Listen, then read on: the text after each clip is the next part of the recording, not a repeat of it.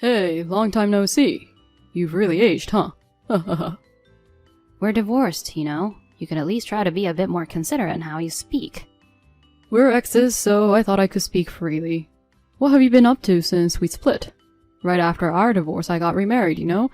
And guess what? My wife was pregnant right after the wedding. It seems she was already pregnant when we divorced. It turns out, if you're not infertile, having kids is easy. Now I'm living happily with my wife and son. I see. Good for you being so happy. And how about you? Oh, sorry. With your infertility, you'll be alone forever, right? Past 30 and unable to have kids. No one's going to want you, right? I divorced my ex-husband 15 years ago due to infertility. At a class reunion, I met my ex-husband who boasted about his family. However, it seems he's greatly mistaken. Huh? Mistaken about what? Now, I'll make sure he knows so he won't misunderstand. I'm sure he'll be frustrated to hear it. Also, while I'm at it, I'll add a little extra information. With a bit of mischief, I decided to tell Tom something I didn't have to. My words, beyond my imagination, drove him crazy. I'm Emily, 28 years old and working for a consulting firm.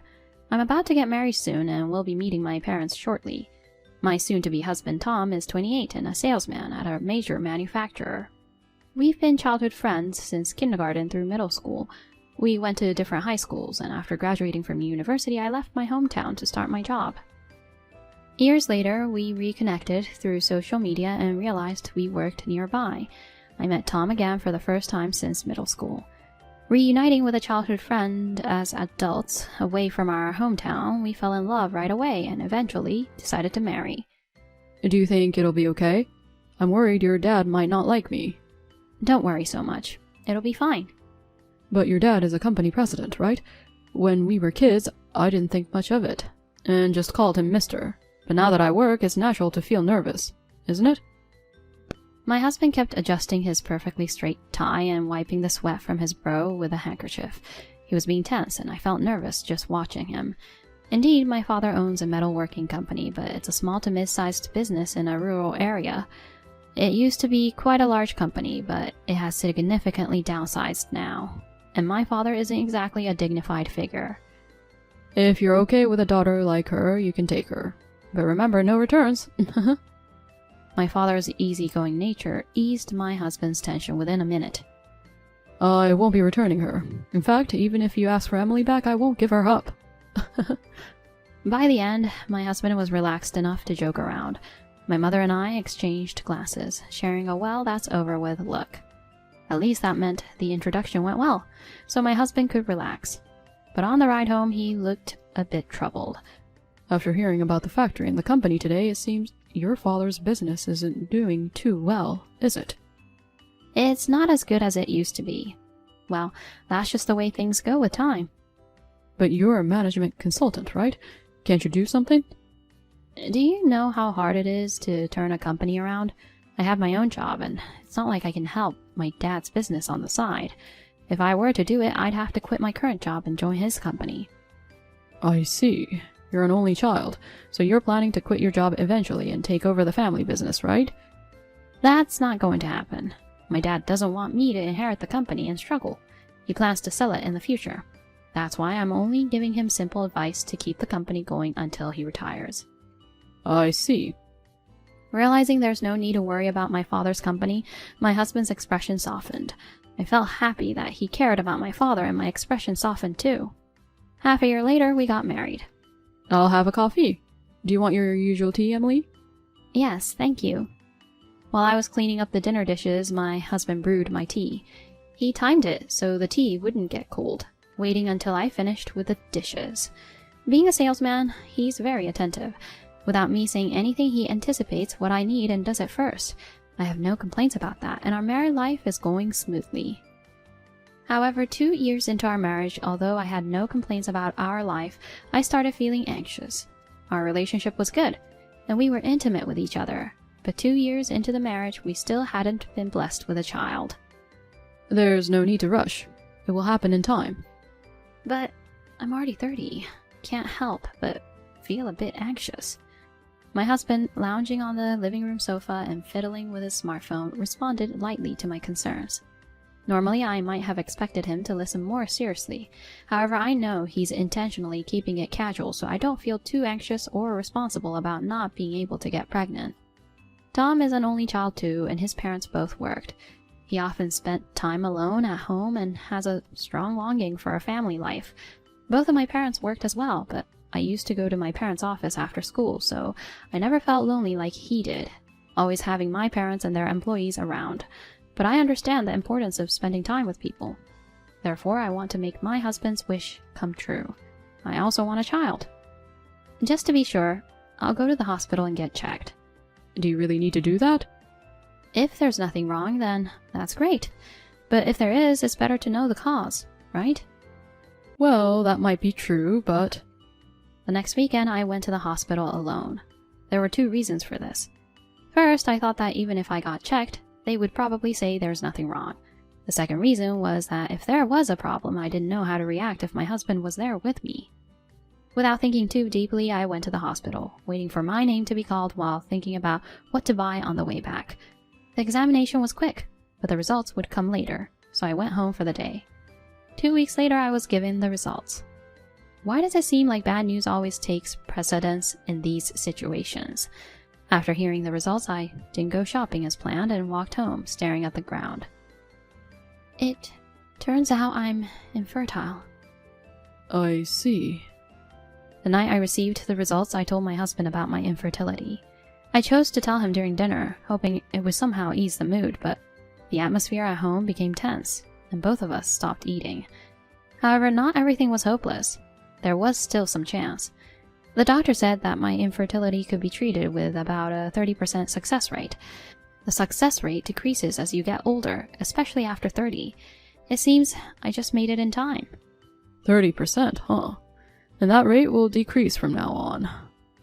While I started to eat again, my husband's fork remained still.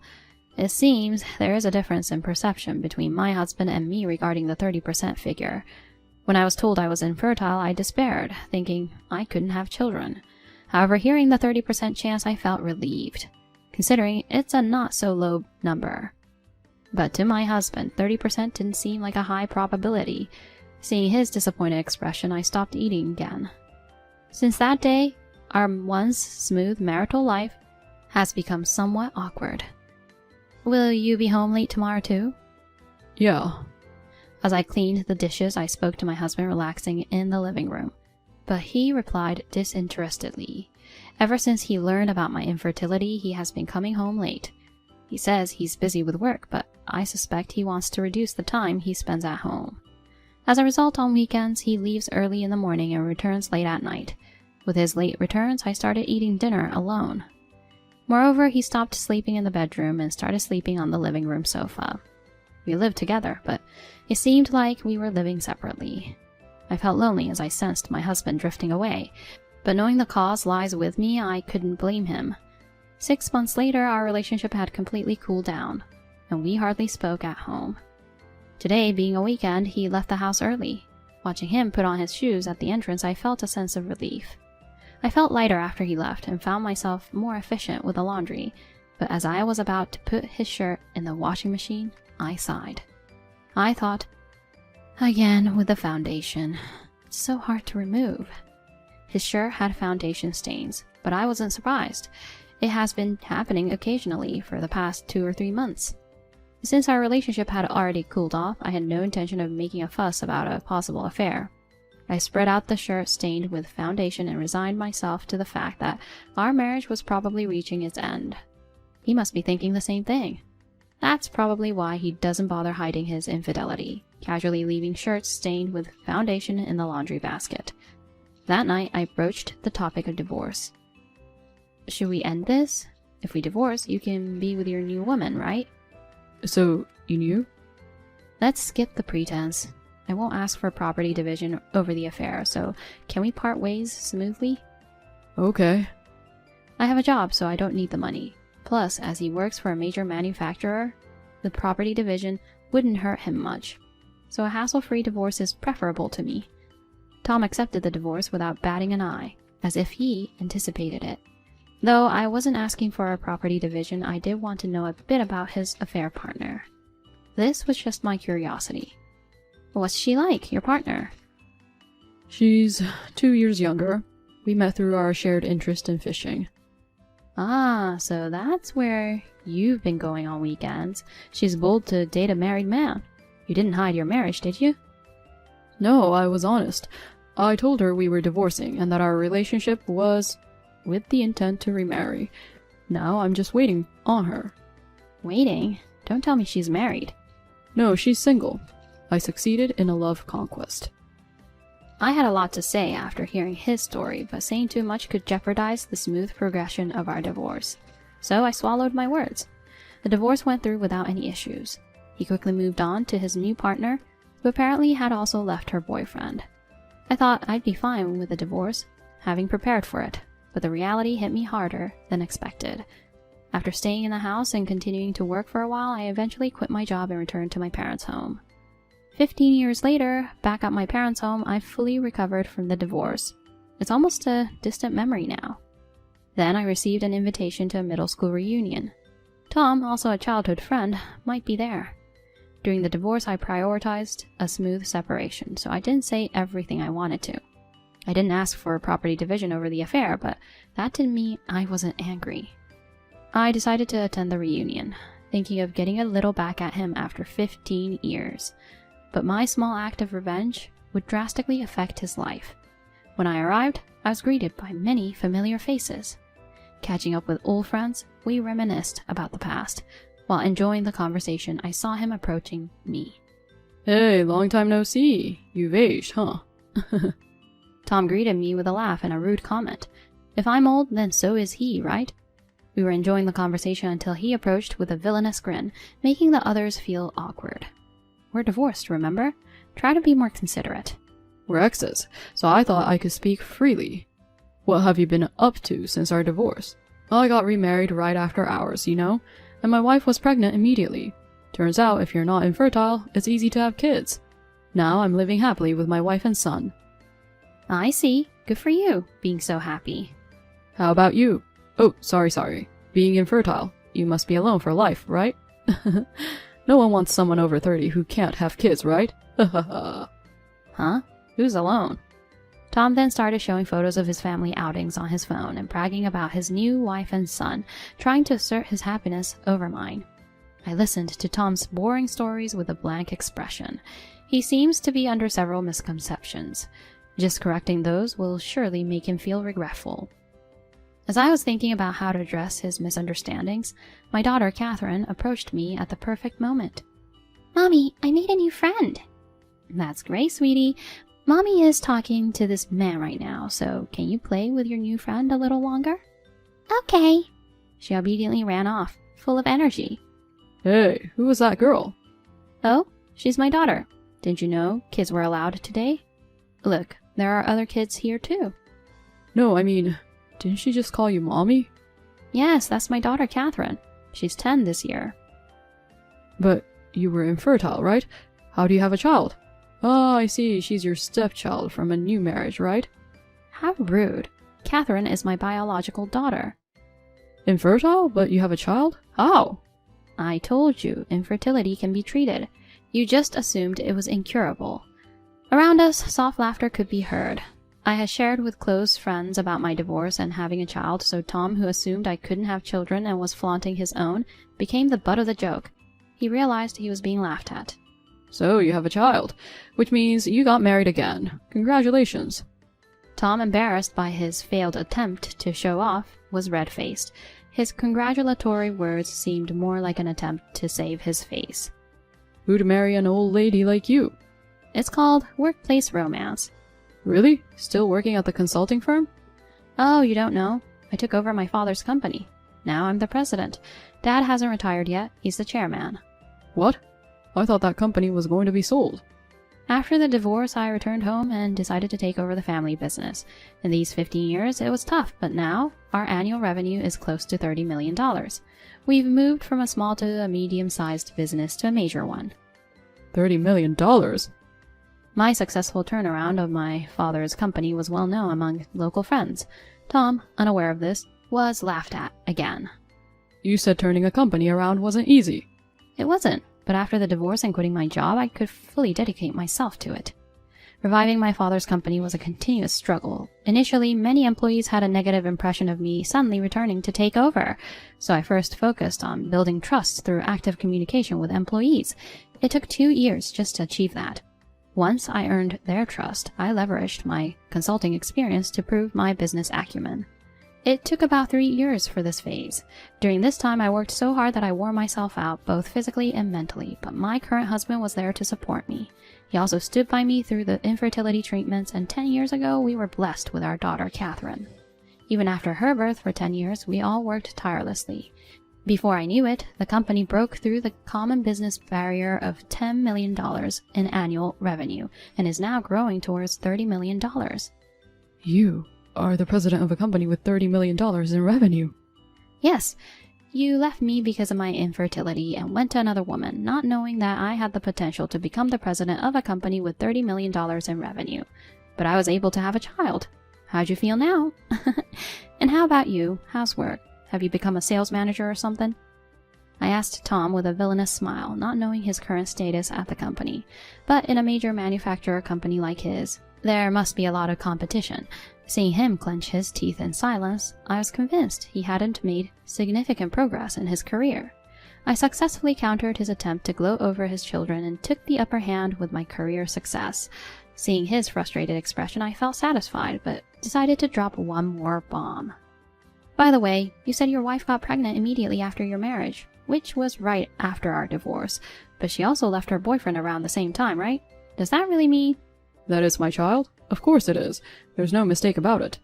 That doesn't sound very convincing, you know? You were having an affair, and she was cheating too, right? The topics of affairs, cheating, and the possibility that Tom's child might belong to someone else drew the attention to those around us. Not just our close friends, but many others gathered around us. Though it was a bit embarrassing to be the center of attention, Tom was clearly the villain in this situation. All the cold stares were focused on him. Tom, realizing the cold stares were directed at him, fled the venue as if he was escaping. Satisfied with making him embarrassed, I resumed chatting with my friends, feeling like I had gotten my revenge on him. I thought I wouldn't have to think about Tom anymore. However, about a month after the reunion, he called me, probably getting my number from a friend at the event. Reluctantly, I answered the phone. Hey, did you know about this? I racked my brain for what he could be referring to, but came up blank and asked him directly. What are you talking about all of a sudden? What's going on? It's about my child. Just like you said, it turns out he's not actually my child. What? I couldn't help but burst into laughter, even though I knew I shouldn't. Apparently, Tom had a DNA test done, worried by my words, and it turned out that the child he thought was his with his new wife was not biologically related to him. How did you know that? And why didn't you tell me? I didn't know. I just said that to make you uneasy, or maybe cause a little argument with your wife. I never thought it would actually be true. Was she a crazy woman? No, she thought it was my child too. She didn't know until I told her. She had a boyfriend until right before getting pregnant with you, and you both never questioned it. That's on you two. But you've raised him for 15 years.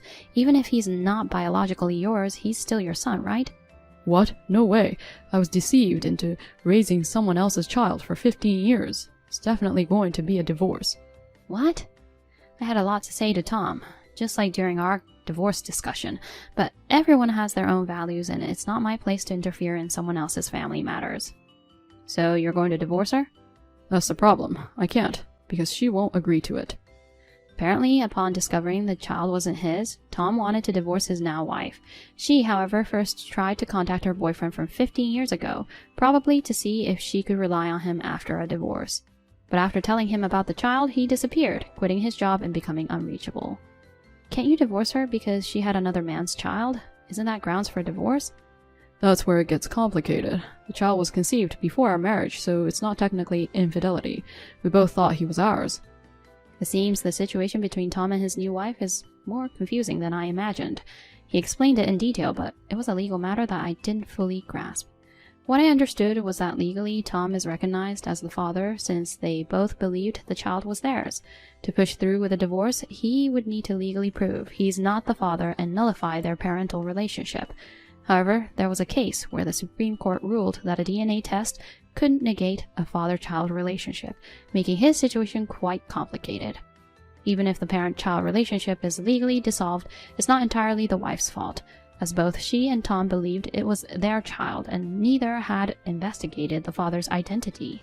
Since it wasn't a deliberate deception on her part, a divorce on the grounds of the child's paternity may not be granted. So, the new wife, having nowhere else to turn after the real father disappeared, refuses to divorce Tom. He wants to divorce, but can't use the child's paternity as a reason. That's the situation. So, you want to divorce but can't, right? Exactly. What should I do? Continue raising someone else's child? I sighed upon hearing Tom's dilemma. You keep saying someone else's child, but he's been your son, hasn't he? Oh, he's the son of my wife's ex, not mine. I tried to reason with him, but it seemed futile. I have nothing more to say to you.